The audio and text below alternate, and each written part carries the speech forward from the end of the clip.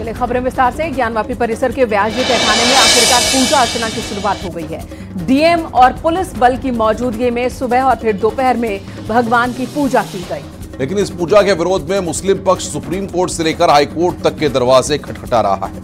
दरअसल मुस्लिम पक्ष तहखाने में पूजा के खिलाफ है।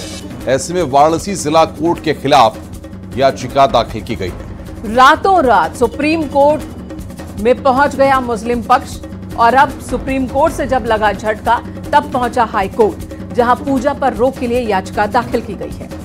दरअसल जिला कोर्ट ने कल व्यासजी तहखाने में पूजा करने की इजाजत दी और 21 साल बाद ज्ञानवापी में आज पूजा आरती हुई है। लेकिन यह तस्वीर मुस्लिम पक्ष को हजम नहीं हो रही है। आपको इसी पर एक रिपोर्ट दिखाते हैं।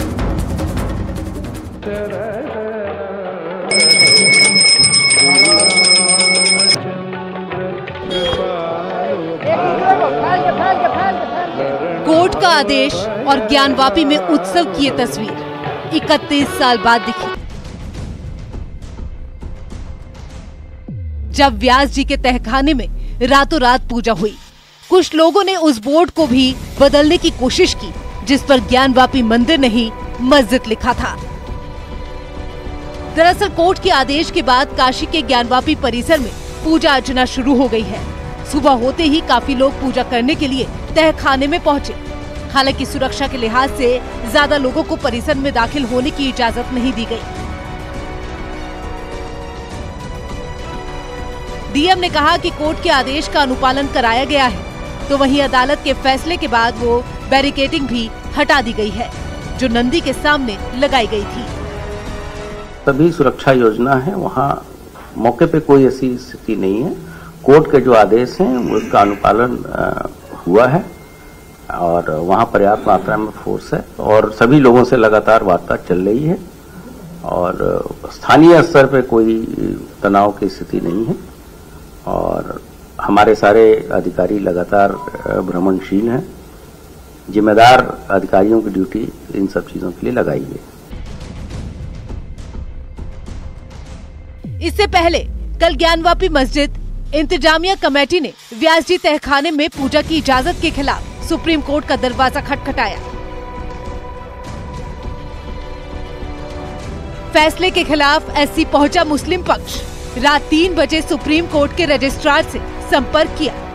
रजिस्ट्रार ने सुबह 4 बजे दस्तावेज पेश किए। सीजेआई ने मुस्लिम पक्ष की मांग नहीं मानी। सुप्रीम कोर्ट ने मुस्लिम पक्ष को हाई कोर्ट भेज दिया, जिसके बाद मुस्लिम पक्ष वाराणसी कोर्ट के आदेश के खिलाफ अब हाई कोर्ट पहुंच चुका है।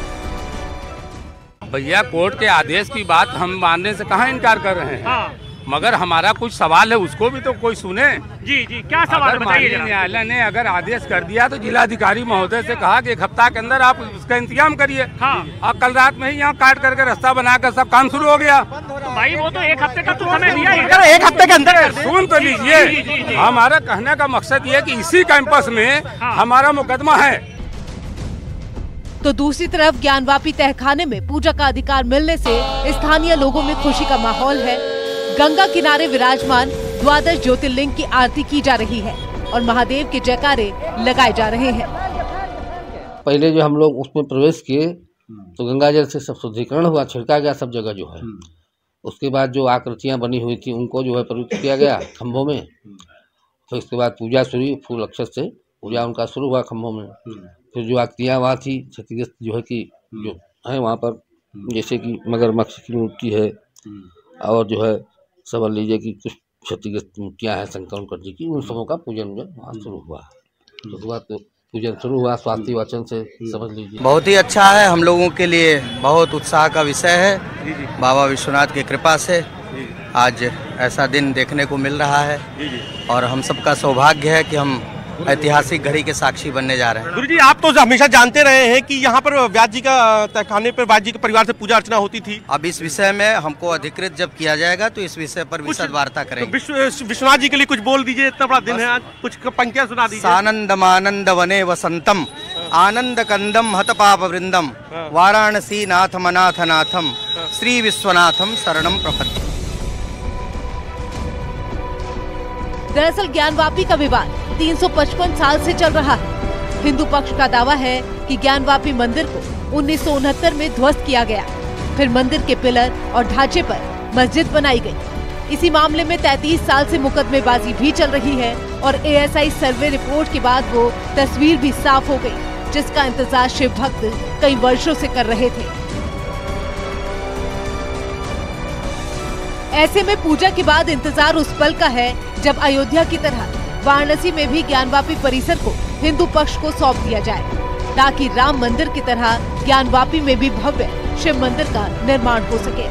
Bureau report, news 18।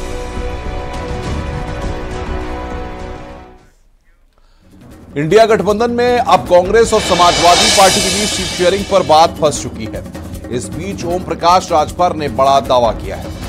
राजभर ने कहा कि कांग्रेस और बीएसपी के बीच बात चल रही है। कांग्रेस बीएसपी के साथ गठबंधन कर सकती है। समाजवादी पार्टी से कांग्रेस दूर हो चुकी है। कांग्रेस को समाजवादी पार्टी ने धोखा दिया है। साथ ही राजभर ने कहा कि खबर भले ही अंदर की हो, लेकिन जल्द बाहर आने वाली है।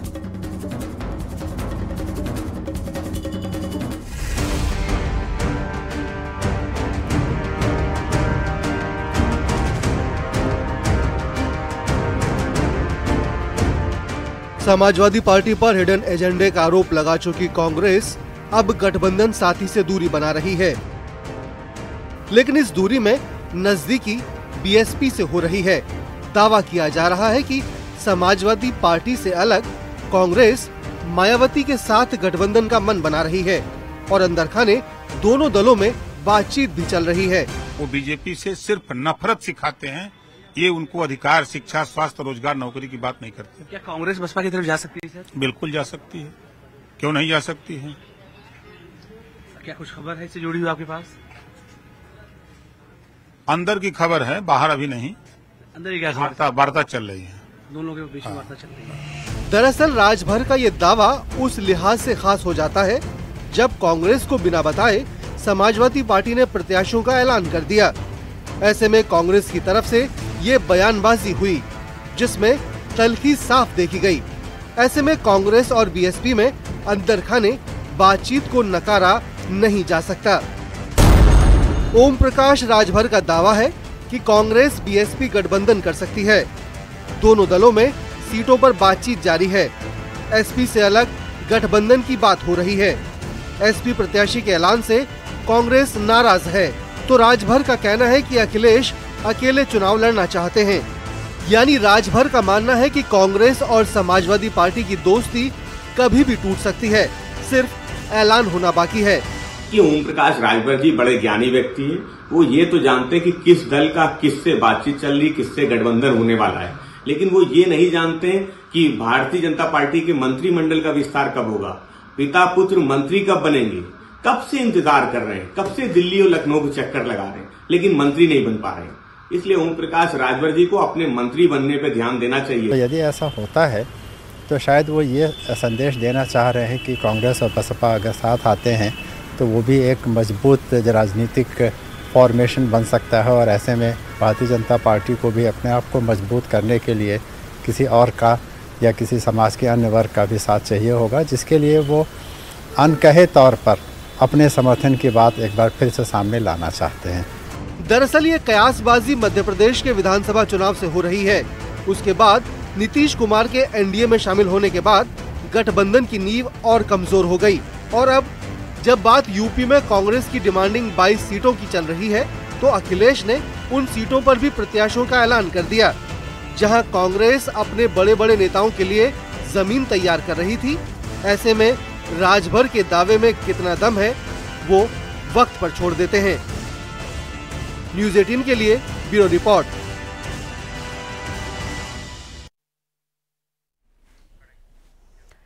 लोकसभा चुनाव के लिए सबसे पहले समाजवादी पार्टी ने अपने पत्ते खोले हैं। उन सीटों पर भी प्रत्याशियों का ऐलान कर दिया जहां 2024 में काफी रोचक मुकाबला होने वाला है। ऐसे में बात उस सीट की कर लेते हैं जहां एक उपचुनाव को छोड़ दें तो 32 साल से भारतीय जनता पार्टी का कब्जा रहा है, जहां एक बार फिर अखिलेश यादव ने निषाद चेहरे पर भरोसा जताया है और उस प्रत्याशी को मैदान में उतारा है जो हार की हैट्रिक लगा चुकी हैं, जो विधानसभा से लेकर मेयर तक का चुनाव हार चुकी हैं। आपको इसी पर एक रिपोर्ट दिखाते हैं। गोरखपुर में इस बार कैसे दो भोजपुरी फिल्म इंडस्ट्री के एक्टर और एक्ट्रेस सामने आने वाले हैं, देखिए जरा।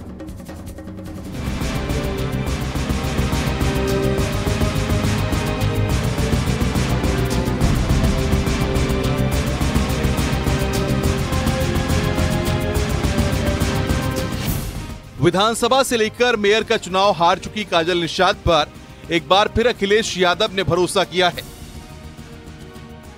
अखिलेश यादव ने फिल्म अभिनेत्री काजल निषाद को गोरखपुर से प्रत्याशी बनाया है और मौजूदा सांसद रवि किशन के सामने काजल निषाद को मैदान में उतारा है। दरअसल गोरखपुर लोकसभा सीट पर पिछड़ी जाति के मतदाताओं की संख्या बहुतायत में है। इसमें निषाद और यादव मतदाताओं की संख्या सबसे ज्यादा है। माना जा रहा है कि अखिलेश यादव ने मास्टर स्ट्रोक खेलते हुए लोकसभा चुनाव में इन्हीं जातिगत समीकरणों को साधने की कोशिश की है। इसी वजह से विधानसभा और मेयर का चुनाव हारने के बावजूद काजल निषाद को एक बार फिर से अपना प्रत्याशी घोषित किया गया है। जो वो कहते हैं कि पीडीए की लड़ाई वो लड़ रहे हैं, पिछड़ा, दलित, अल्पसंख्यक यानी आधी आबादी भी यानी आदिवासी, ये सबकी जो लड़ाई लड़ रहे हैं वो मुझे टिकट देकर सही साबित हो रहा है। दूसरी बात, आपने कहा कि निषाद वोट जो है वो संजय निषाद जी की तरफ अगर ज्यादा है, तो मैं आपको कह देने का काम करती हूँ कि निषाद समाज जो है वो काजल निषाद के साथ है। मान सम्मान, आशीर्वाद, भरपूर सहयोग, आशीर्वाद दे रहा है निषाद समाज। उत्तर प्रदेश में समाजवादी पार्टी ने सबसे पहले 16 प्रत्याशियों के नामों का ऐलान किया, जिसमें सबसे महत्वपूर्ण गोरखपुर लोकसभा सीट मानी जा रही है, क्योंकि ये योगी आदित्यनाथ का गढ़ है और 2019 लोकसभा के पहले हुए उपचुनाव को छोड़ दिया जाए तो ये सीट पिछले 32 सालों से बीजेपी के पास ही रही है। लेकिन अखिलेश यादव बार बार इस सीट पर निषाद दांव खेलते रहे हैं। 1999 और 2004 में समाजवादी पार्टी से जमुना निषाद प्रत्याशी रहे। दोनों चुनाव में जमुना निषाद की बुरी तरह हार हुई। 2009 में समाजवादी पार्टी की तरफ से मनोज तिवारी चुनाव लड़े और हार गए। 2014 में एसपी ने फिर निषाद प्रत्याशी को मैदान में उतारा। 2018 के उपचुनाव में एसपी से प्रवीण निषाद जीत गए। 2019 में एसपी से रामबुआल निषाद चुनाव हार गए और एक बार फिर गोरखपुर में अखिलेश ने निषाद दांव खेलते हुए काजल निषाद को मैदान में उतार दिया है।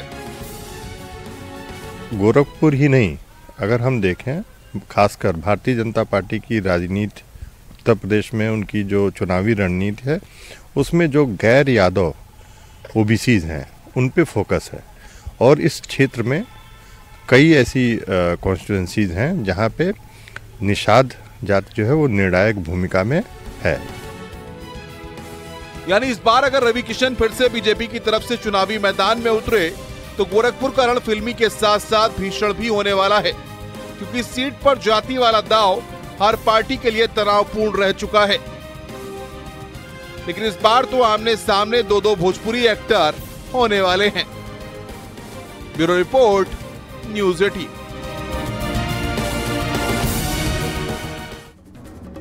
मोदी सरकार ने अपने दूसरे कार्यकाल का आज अपना अंतिम बजट पेश किया। आमतौर पर जब चुनाव होने वाले होते हैं ऐसे समय में अगर सत्ताधारी पार्टी बजट पेश करती है तो उसमें इन बातों का ध्यान रखा जाता है कि वो अधिक से अधिक लोक लुभावन हो। लेकिन पीएम मोदी को अपने काम पर कितना भरोसा है, इस बजट में उसकी छाप दिखती है। बजट की 10 बड़ी बातों पर नजर डाल लेते हैं। इनकम टैक्स स्लैब में कोई बदलाव नहीं किया गया है।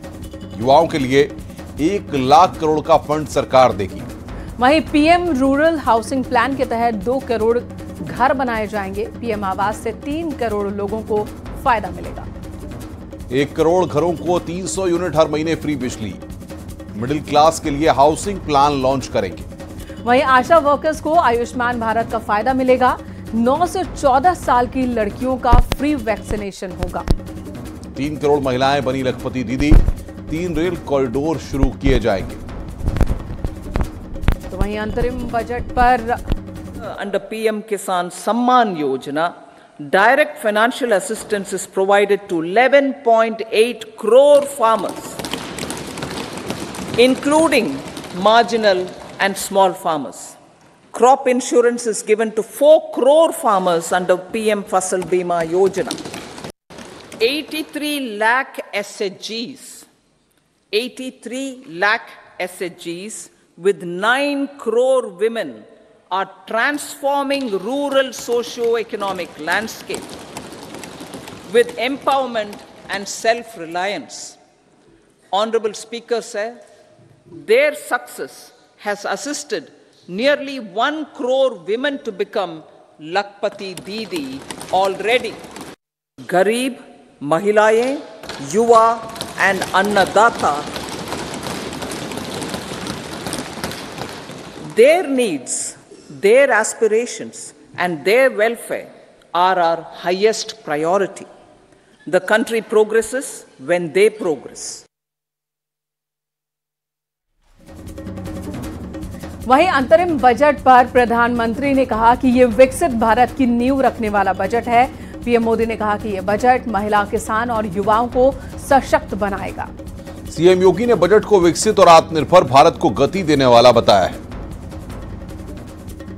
बजट में कंटिन्यूटी का कॉन्फिडेंस है।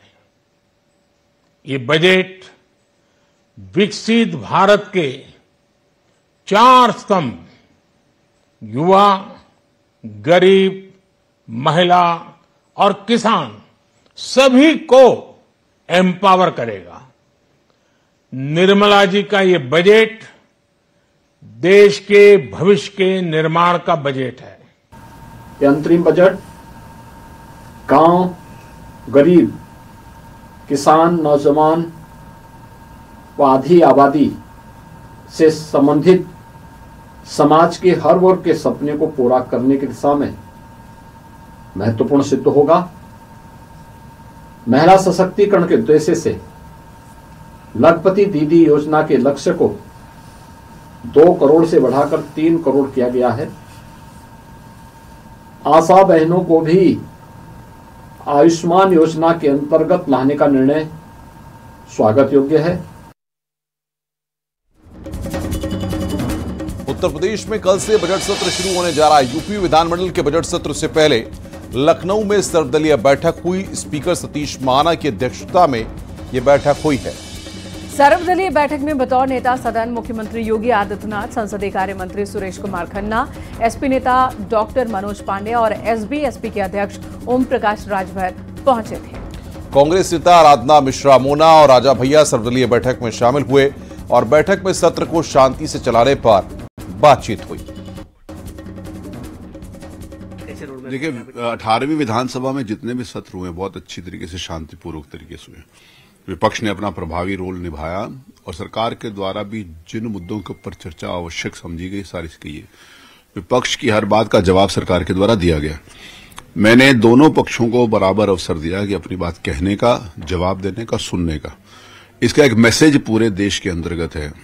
एक जो सकारात्मक मैसेज है, एक स्वस्थ चर्चा का, परिचर्चा का, एक स्वस्थ परंपराओं का। तो जिस समय ये सारी की सारी बात चल रही है तो उस समय पूरा देश की निगाह उत्तर प्रदेश की विधानसभा पर है। मुझे विश्वास है कि ये बजट सत्र है। बजट सत्र आगामी वर्ष की वित्तीय व्यवस्थाओं के प्रबंधन के संबंध में पूरा एक लेखा जोखा होता है। मुझे विश्वास है कि विपक्ष अपनी बात मुद्दों के साथ, तर्कों के साथ विधानसभा में रखेगा और सरकार उसका जवाब देगी। शांतिपूर्वक तरीके से सत्र चले, ऐसी मेरी अपेक्षा है और ऐसा मुझे विश्वास भी है। और आज लखनऊ से एक तस्वीर सामने आई जहां सीएम योगी ने राज्यपाल आनंदीबेन पटेल से मुलाकात की। सीएम योगी राजभवन पहुंचे और राज्यपाल आनंदीबेन पटेल से वहीं पर मुलाकात हुई, जिसका ये वीडियो सामने आया है। मुख्यमंत्री और राज्यपाल की मुलाकात का एक्सक्लूसिव वीडियो इस वक्त हम आपको दिखा रहे हैं। बजट सत्र की शुरुआत से पहले मुख्यमंत्री ने राज्यपाल से उनके आवास पर मुलाकात की है, जिसकी तस्वीरें इस वक्त आप टीवी स्क्रीन पर देख रहे हैं।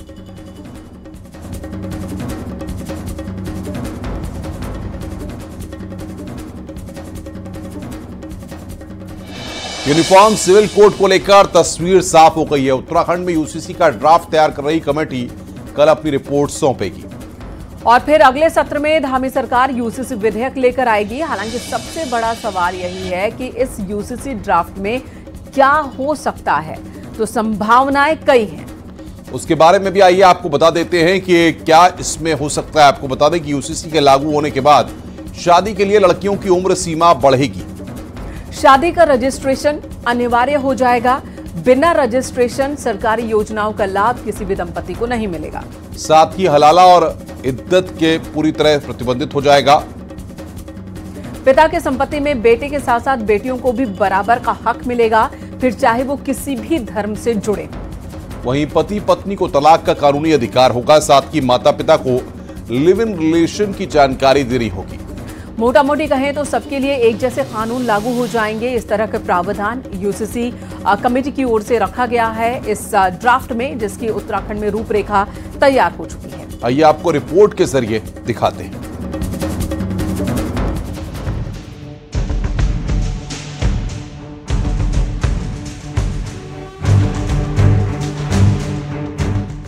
दो फरवरी को देवभूमि उत्तराखंड पर पूरे देश की निगाहें हैं, क्योंकि राज्य के पुष्कर सिंह धामी सरकार को वो ड्राफ्ट मिलने जा रहा है जिसकी चर्चा पूरे देश में है।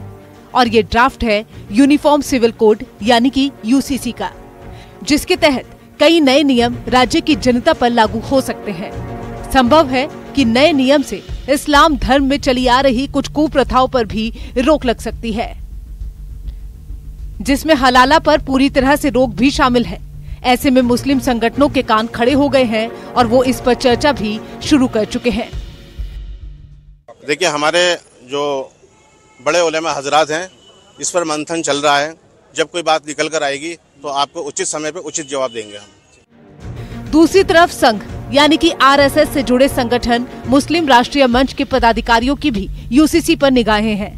यूसीसी का ड्राफ्ट और बिल आने से पहले ही संघ के पदाधिकारियों ने साफ कर दिया है कि कुरान और शरीयत के खिलाफ कोई भी कानून स्वीकार नहीं किया जाएगा।